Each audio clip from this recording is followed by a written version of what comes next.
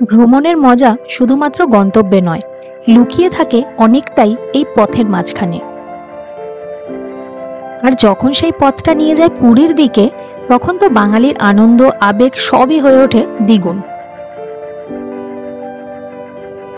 আমরা আমাদের বনবনকে নিয়ে আমাদের বাড়ি কাঁচরাপাড়া থেকে চলে গিয়েছিলাম 4 রাত্রি 5 দিনের পুরী ট্রিপে। কলকাতা থেকে পুরী প্রায় 550 কিলোমিটার পথ, যেটা ছিল আমাদের এই ট্রিপের প্রথম অ্যাডভেঞ্চার। এই ভিডিওতে আপনারা দেখতে পাবেন সমুদ্রের কাছে ঘোরের নীরবতা, স্বর্গদ্বার বিচ ও গোল্ডেন বিচের রঙিন সৈকত, জগন্নাথ মন্দিরের ভক্তির আবহ, চিলিকা লেকে ডলফিনের খেলা, কোণার্ক সূর্য মন্দিরের বিশাল সৌন্দর্য এবং পুরী কোণার্ক মেরিন ড্রাইভ রোডের জাদুকরী অনুভূতি। প্রতিটা মুহূর্ত যেন এক একটি স্মৃতি, যা মনে রাখার মতন। চলুন শুরু করি আমাদের যাত্রা।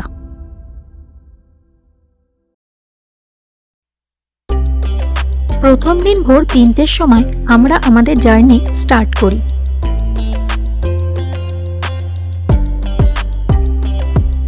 যে রোড ম্যাপ ফলো করে আমরা গেলাম তা হলো কোলাঘাট, জলেশ্বর, বালাসোর, সোরো, ভদ্রক, যাজপুর, কটক, ভুবনেশ্বর, পিপিলি হয়ে পুরী।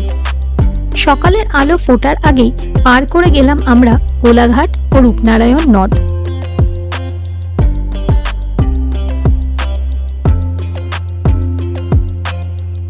পথে সৌন্দর্য দেখতে দেখতে আর বেশ কয়েকটা টোল পার করতে করতে আমরা এগোতে থাকি পুরীর দিকে। আর পথে পাই ভীষণ বৃষ্টি।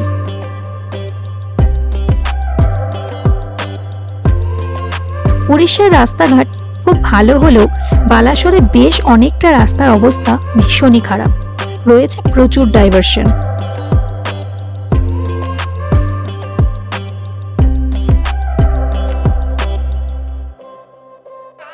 সম্পূর্ণ রোড জার্নির ডিটেল ভিডিও আমাদের চ্যানেলে অলরেডি আপলোড করা রয়েছে, লিংক ডেসক্রিপশন বক্স ও আই বাটনে দেওয়া থাকলো।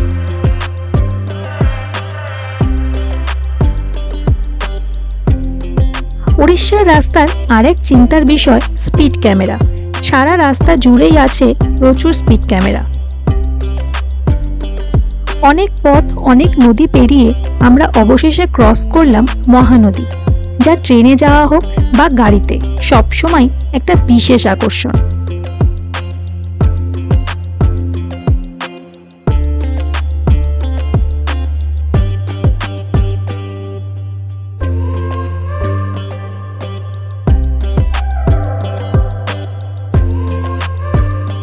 এইভাবে প্রায় 550 কিলোমিটার পথ চলে আমরা পৌঁছালাম আমাদের বাড়ি থেকে পুরী।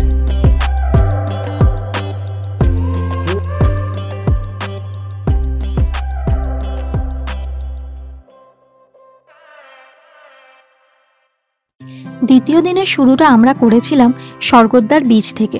পুরী এসে সকালে ঘুম থেকে উঠেই একবার বিচে ঘুরতে আসাটা যেন একটা ম্যান্ডেটরি কাজ। তবে পুরীর বিচে কিন্তু এখন অনেক পরিবর্তন হয়েছে। রাস্তার ধারে হাঁটা চলার জন্য চওড়া জায়গা করা হয়েছে, লাগানো হয়েছে অনেক লাইট, আর রাস্তার পাশেই লাগানো হয়েছে ঝাউ গাছ। তাই রাস্তা থেকে আর আগের মতন দেখা যায় না সমুদ্রকে। বিচের অনেক জায়গায় হয়েছে পে অ্যান্ড ইউজ টয়লেট। তবে যেটা একেবারেই বদলায়নি সেটা হলো পুরীর বিচে মানুষের ঢল আর বিচের ভাইব।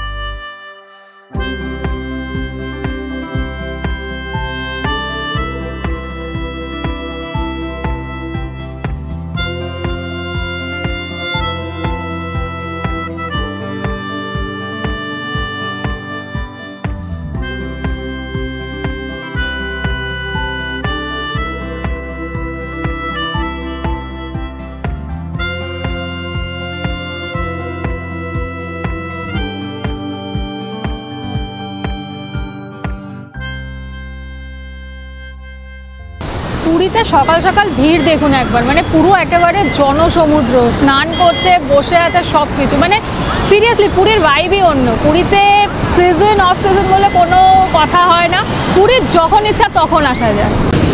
সকাল সকাল বিচের পাড় ধরে হাঁটতে কিন্তু দারুণ লাগছে। পুরীর এটা দারুণ, সকালবেলা এসে বিচের ধারে ছাতা নিয়ে বসা বা এই বিচ ধরে ধরে হাঁটা, এখানে চা খাওয়া।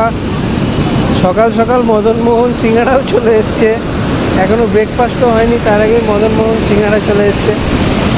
পুরী সত্যি, পুরী দারুণ। পুরী বারবার এসেও যেন পুরনো হয় না।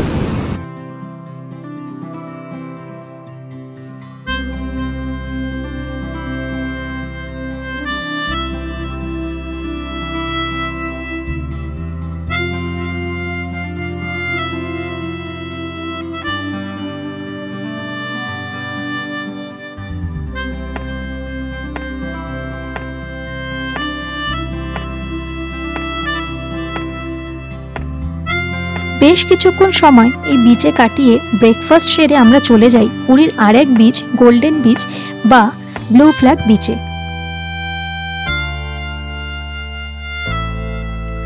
এই বিচে ঢুকতেই যেটা চোখে পড়বে তা হলো পরিচ্ছন্নতা।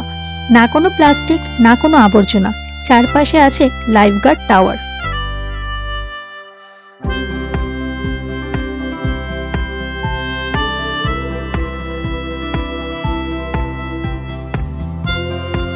বিচে নির্দিষ্ট জায়গা করা আছে স্নানের জন্য। রয়েছে changing room, locker facility, shower area, children playground, বসার চেয়ার, টয়লেট, যাতে ট্যুরিস্টদের কোনো রকমের কোনো অসুবিধা না হয়।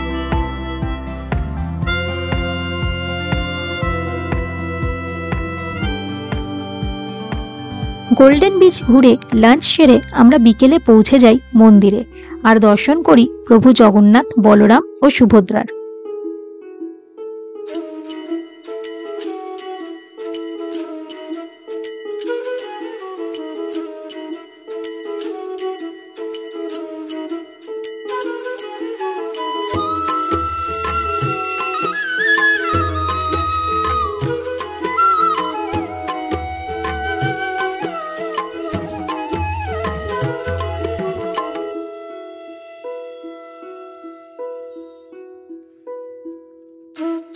প্রতিদিন লাখো ভক্ত আসেন এই মন্দিরে। কেউ মাথা নত করেন ভক্তিতে, কেউ আসে আশায়, কেউ বা আবার আসে শুধু সেই পবিত্র বাতাসটা নিঃশ্বাসে ভরতে।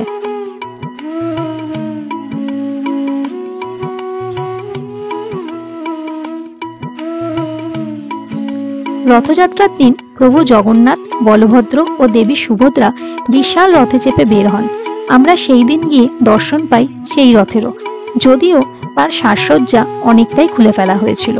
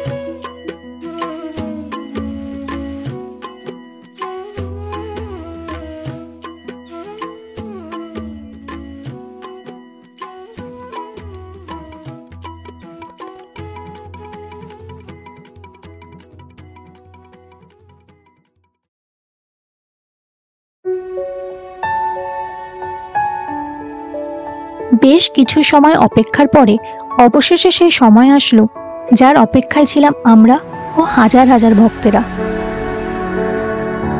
দেখতে পেলাম সেই চুনারা গরুর সেবকদের দুঃসাহসিকভাবে 215 ফুট ওপরে মন্দিরের চূড়ায় কোনো রকম প্রোটেকশন ছাড়াই সাবলীলভাবে ওঠা।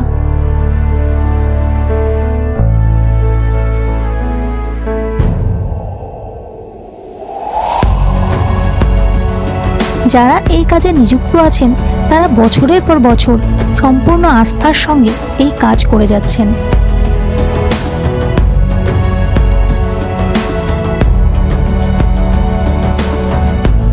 কথিত আছে একদিনও যদি এই ধ্বজা পরিবর্তন না হয় তাহলে 18 বছর বন্ধ থাকবে এই মন্দির।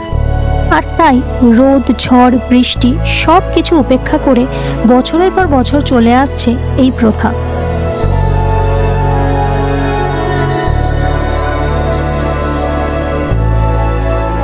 যারা পুরী আসছেন তারা একটা বিকেল সময় করে অবশ্যই এই ধ্বজা পরিবর্তন দেখতে আসবেন।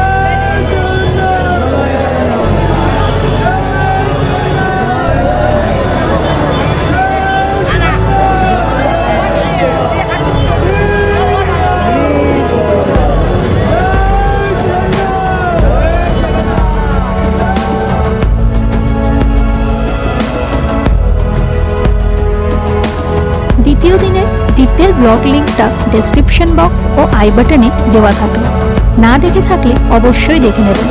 এভাবেই আমরা কাটালাম পুরীতে আমাদের দ্বিতীয় দিন।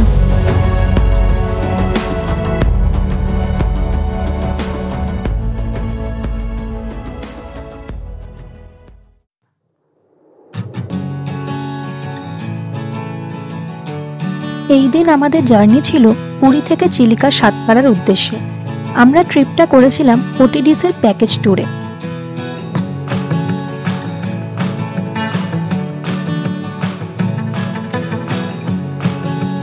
ঠিক নির্ধারিত সময় 6:30টাতে আমাদের বাস ছেড়ে দেয় পুরী পান্থনিবাস থেকে চিলিকার উদ্দেশ্যে।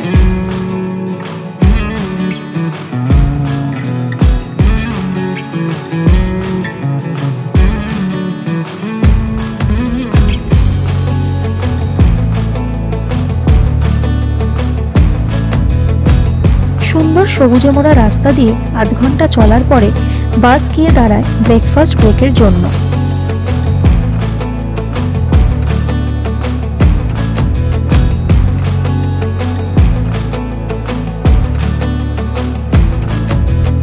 ব্রেকফাস্ট করে খানিকক্ষণ চলার পরে আবার আমাদের বাস গিয়ে দাঁড়ায় অলহরনাথ মন্দিরের সামনে।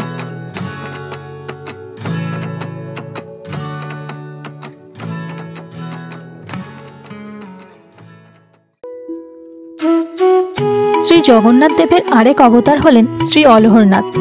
রথযাত্রার ঠিক 15 দিন আগে হয় জগন্নাথ দেবের স্নানযাত্রা।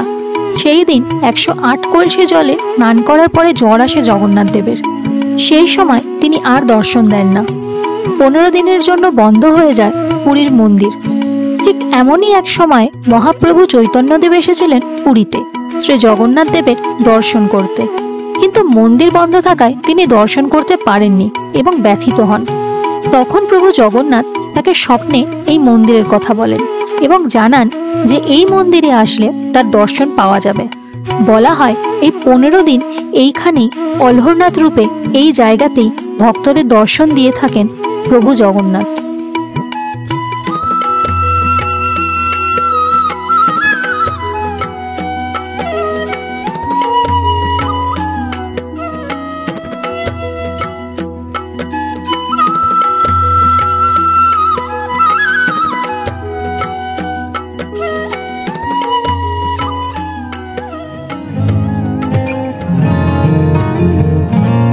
অলহরনাথ মন্দির দর্শন করে আর রাস্তার ডান দিকে চিলিকা লেক দেখতে দেখতে আমরা এগোতে থাকলাম চিলিকা সাতপাড়া বোটিং পয়েন্টের দিকে।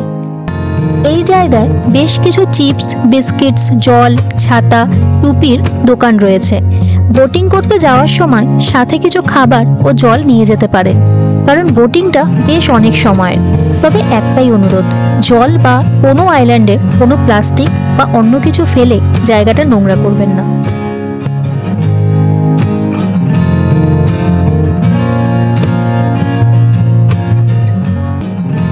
ওটিডিসি বোটে করে আমরা চলে যাই ডলফিন দেখতে ও রাজহংস আইল্যান্ডের উদ্দেশ্যে।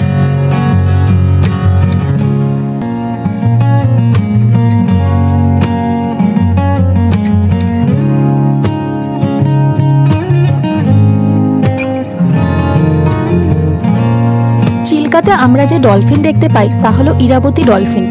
যেহেতু চিল্কার অ্যাভারেজ ডেপথ 6 ফিট, সেই কারণে এখানে ডলফিনকে সেইভাবে জাম্প করতে দেখা যায় না যেভাবে আমরা টিভিতে বা অন্যান্য জায়গায় দেখে থাকি। এখানে ডলফিনের কিছু অংশ দেখা যায়। আমাদের সেদিন ডলফিন দেখার কিছু মুহূর্ত আপনাদের সাথে শেয়ার করছি।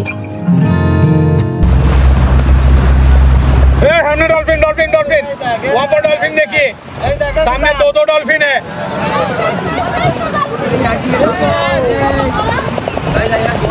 वो सामने बोट के सामने देखिए। अरे बाबा, मगर सभी बैठ के देखिए, खड़े हो जाएंगे हम भी डॉल्फिन बन जाएंगे। हाँ, आराम से बैठ के देखिए, मन भरने तक हम आपको दिखाएंगे।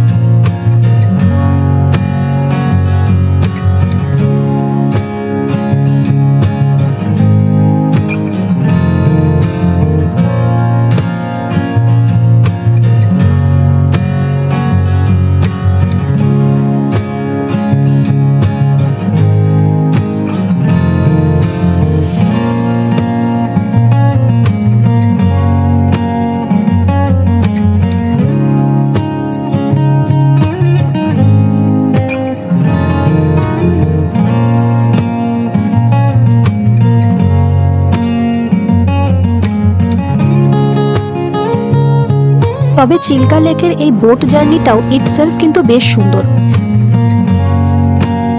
যতদূর চোখ যায় জল আর জল, দূরে পাহাড় ও ছোট ছোট আইল্যান্ড, মাঝিদের নৌকা ও অন্যান্য টুরিস্টদের নৌকা,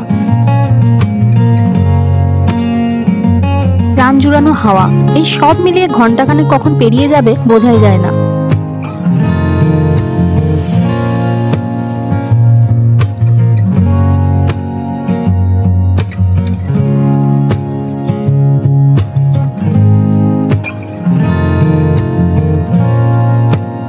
আমাদের এই ওটিডিসি ট্যুর প্যাকেজটাতে লেগেছিল 760 টাকা পার হেড, আর এন্ট্রি ফি 5 টাকা জনপ্রতি লেগেছিল।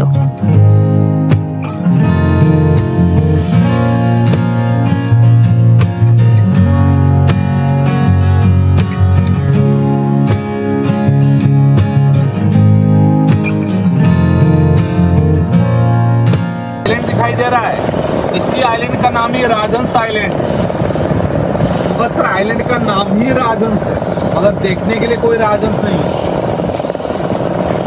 मगर ये चिल्का का जो ये आइलैंड है, ये सबसे बड़ा आइलैंड है। ये लगभग इसका लंबाई लगभग 80 किलोमीटर है। टोटल ये फॉरेस्ट एरिया है, जंगल ही जंगल है। यहाँ पर कोई जनवसति नहीं है, कोई लोग नहीं रहते यहाँ पर। राइट साइड ये आपका सर पूरी बीच से लेकर लेफ्ट हैंड साइड गोपालपुर बीच तक फैला हुआ है, इतना बड़ा ही आइलैंड। और अभी सर देख लीजिए, हमारा बोट जाके रुकेगा इस आइलैंड में, आपको 40 मिनट समय मिलेगा। बोट से उतर के आइलैंड के ऑपोजिट साइड आपको जाना है, दूसरी तरफ। उस तरफ क्या है, बहुत एक खूबसूरत सा बीच है देखने के लिए, समुद्र है देखने के लिए। वहाँ पर जाके थोड़ा फोटोग्राफी करके घूम फिर के वापस आना है। मगर सभी याद रखिए, वहाँ पर समुद्र में पानी के अंदर मत जाइए, क्योंकि वहाँ पर क्विक सैंड होता है चोराबाग। ठीक है सर, घूम फिर के वापस 40 मिनट रुकते हैं।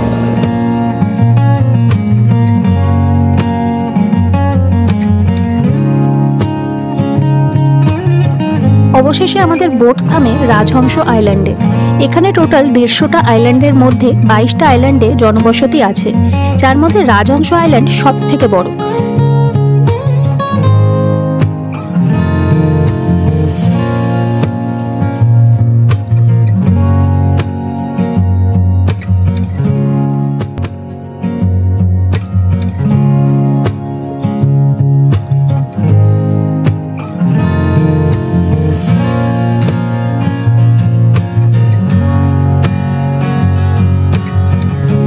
খুবই মনোমুগ্ধকর এই রাজহংস আইল্যান্ড। চারিদিকে ঝাউবনের গভীর জঙ্গল, আর তার মাঝখান দিয়ে রাস্তা। ঝাউবন শেষ হতেই চোখে পড়ল দিগন্ত বিস্তৃত নীল জলরাশি, যেন চারিদিকে বালির কার্পেট পেতে দেওয়া হয়েছে, আর তার উপর দিয়ে হেঁটে গেলেই ছুঁয়ে দেখা যাবে নীল সমুদ্রের জল।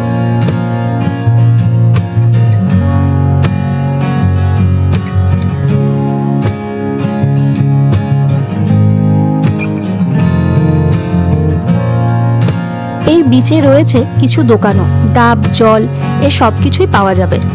এছাড়া যদি কেউ চিল্কা লেকের চিংড়ি বা পমফ্রেট ভাজা খেতে চান, তার জন্যও কিন্তু আছে সেই ব্যবস্থা।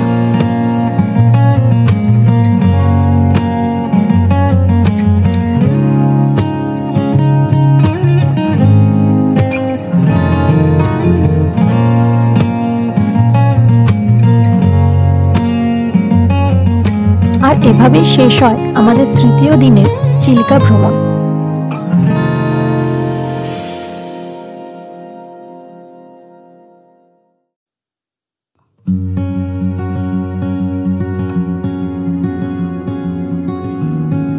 এই দিন ভোর 5:30টার সময় আমরা চলে আসি মন্দিরে, আর সাক্ষী থাকি মন্দিরের দরজা খোলা দৃশ্য দেখার।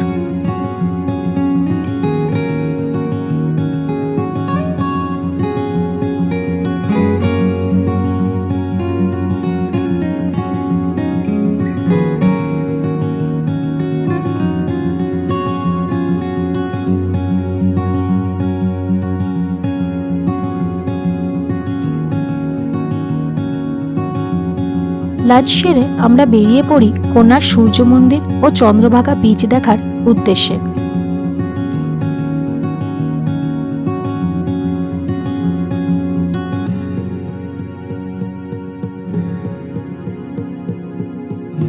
সবুজে মোড়া বা বলা যায় গাছের টানেলের মধ্যে দিয়ে গাড়ি নিয়ে আমরা এগোতে থাকলাম চন্দ্রভাগা বিচের দিকে। অসাধারণ সুন্দর রাস্তা আর তার অসাধারণ সবুজে ঘেরা রূপ।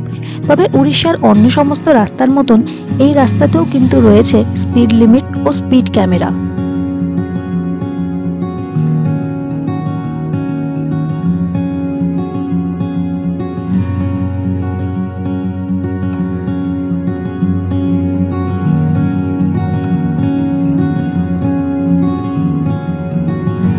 অবশেষে আমরা এসে পৌঁছালাম পুরী কোণার্ক মেরিন ড্রাইভ রোডে, যার সৌন্দর্য ছিল অসাধারণ।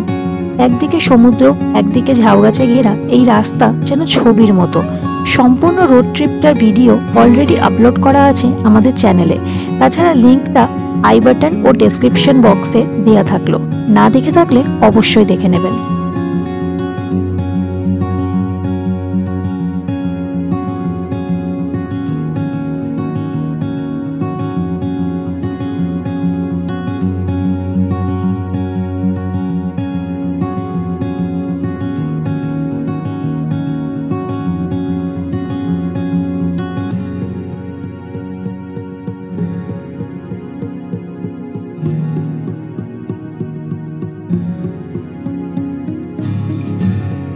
সুন্দর মেরিন ড্রাইভ রোড ধরে চলে আসি চন্দ্রভাগা বিচে।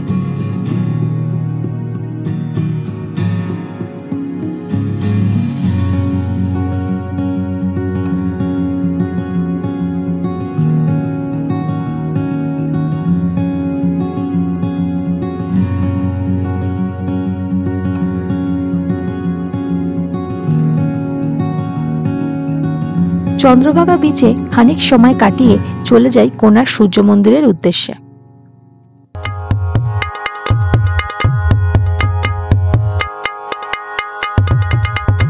সূর্যোদয়ের প্রথম আলো যখন ওড়িশার বালির কণায় কণায় ছড়িয়ে পড়ে, তখন যেন সময় থমকে যায় এই মহাকাব্যিক স্থাপত্যের সামনে, কোণার্ক সূর্য মন্দির।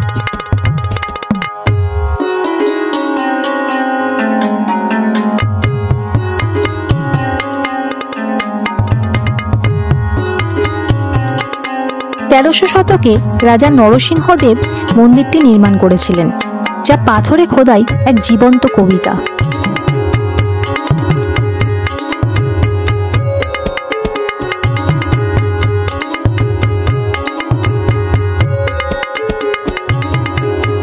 পুরো মন্দিরটা একটা বিশাল রথের আকৃতি, 12 জোড়া বিশাল চাকার উপর দাঁড়িয়ে আছে, যেন সূর্যদেবের রথ সময় স্রোতে বেয়ে ছুটে চলেছে পূর্ব দিগন্তের দিকে।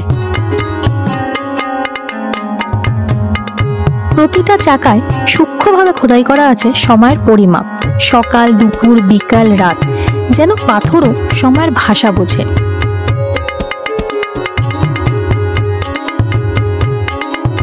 এখানে প্রতিটি দেওয়াল, প্রতিটি মূর্তি, প্রতিটি ভাস্কর্য এক একটা গল্প বলে সেই যুগের শিল্প, সংস্কৃতি আর বিশ্বাসের।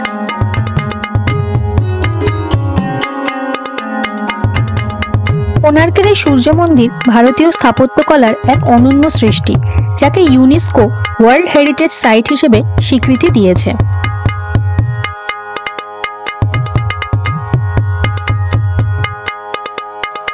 মন্দিরের অনেকটাই আজ ভগ্নপ্রায়, তবু এখনো দেখলে চোখ ফেরানো যায় না এই বিশাল মন্দির থেকে। প্রায় 700 বছরের পুরনো এই স্থাপত্যটা আজও দাঁড়িয়ে আছে নিজের গরিমায়।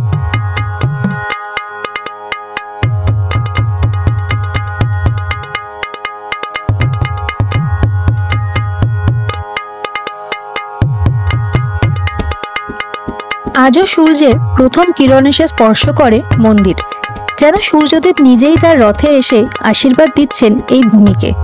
ইতিহাস, শিল্প, প্রকৃতি সব একসাথে মিশে গেছে এই জায়গায়।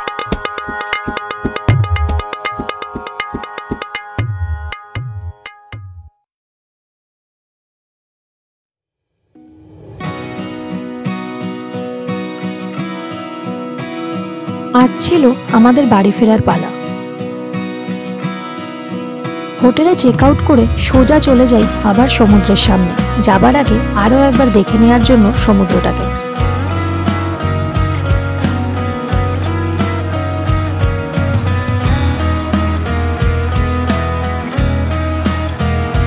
প্রত্যেকবারই পুরী থেকে ফেরার দিন মনে মনে একটাই উইশ করি, যেন খুব শিগগিরই আসতে পারি আবার এই পুরীতে।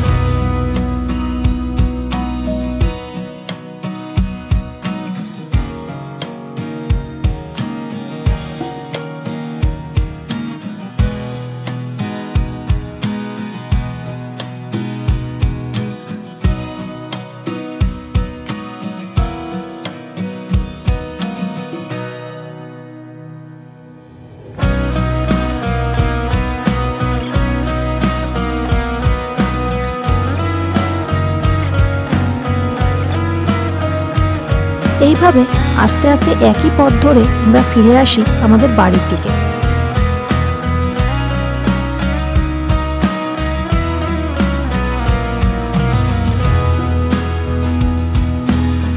তো এই ছিল আমাদের 4 রাত্রি 5 দিনে পুরী ট্রিপ। ভিডিওটা আপনাদের কেমন লাগলো অবশ্যই জানাবেন। ভালো লাগলে প্লিজ একটা লাইক, কমেন্ট করবেন, আর চ্যানেলটা সাবস্ক্রাইব না করে থাকলে অবশ্যই সাবস্ক্রাইব করে দেবেন। আজকের মতন টাটা।